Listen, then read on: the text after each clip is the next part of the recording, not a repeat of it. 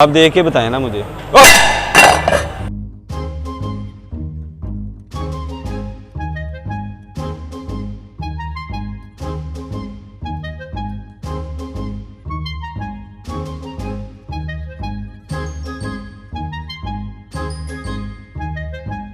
Basically जो है ना, ये इस्तांबुल की वैरायटी है।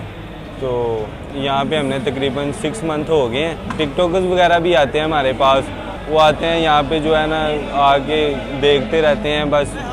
कई आते हैं, वो रेट पूछते हैं, फिर चले जाते हैं। कुछ लोग बड़े खुश मिजाज होते हैं, वो आइसक्रीम लेते हैं। कपल्स वगैरह आते हैं, वो आइसक्रीम वगैरह लेते हैं, फिर जाते हैं, खुश हो के जाते हैं, वीडियोस वगैरह बनाते हैं। हम भी यहाँ पे इंजॉय करते हैं। टिकटॉक पे हमारा काफ़ी फेमस है, 1 मिलियन होने वाले हैं हमारे।